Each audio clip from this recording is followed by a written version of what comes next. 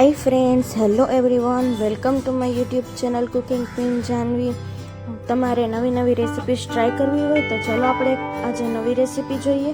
સૌથી પહેલાં તમે ઘી, ડ્રાય ફ્રૂટ્સ આ બધી વસ્તુઓ તૈયાર કરી લીધી છે। ગોળ, વરિયાળી,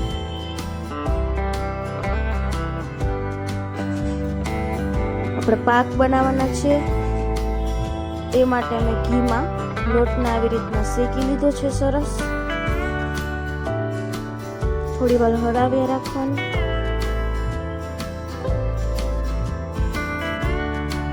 ઘીમાં આપણે ઘઉંનો જે લોટ હોય તે લીધો છે।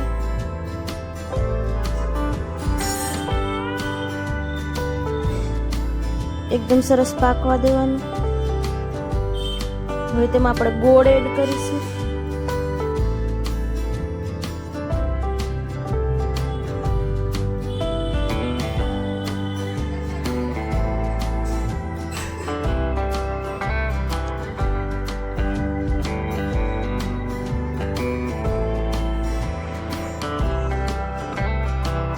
एकदम सरस पाकी जैसे फ्लेम में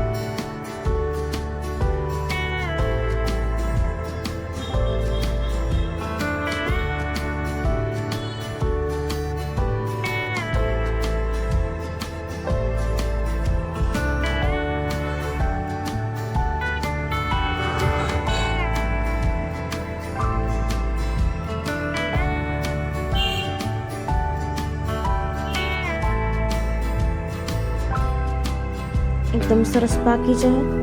मीडियम फ्लेम पर આવી રીતના સતત કન્ટિન્યુ હલાવ્યા રાખવાનું। 15 થી 20 મિનિટ સુધી પાકવા દેવાનું। એકદમ જારી થઈ જાય ત્યાં સુધી જોઈ શકો છો। એકદમ સરસ કઠણ થઈ ગયું છે।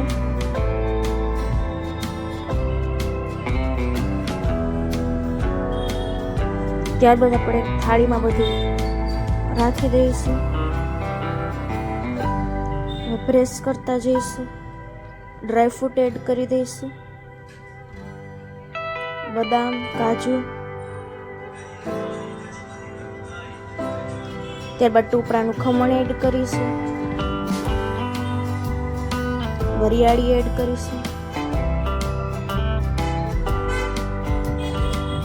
જેવું ટોપરાનું ખમણ એડ કરવું હોય તો કરી શકો છો। આવી રીતના વાટકા વડે પ્રેસ કરી અને આખી થાળીમાં પાથરી દેવાનું।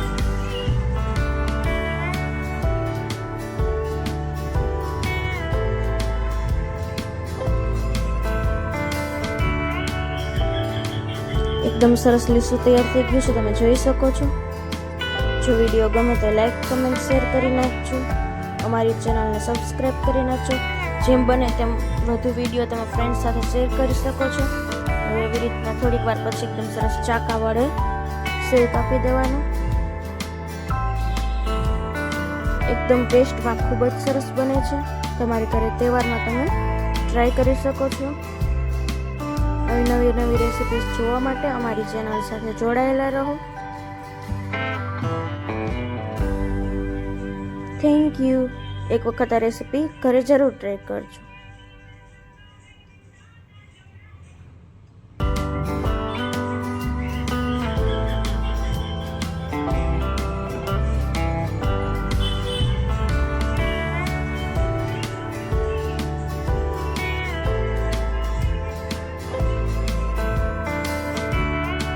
એકદમ સરસ જોઈ શકો છો, તૈયાર થઈ ગઈ છે પાક।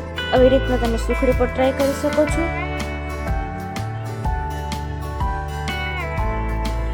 આને આપણે તાવીથા વડે ઉઠલાવી લઈશું। જોઈ શકો છો એકદમ શેપમાં તૈયાર થઈ જાય છે।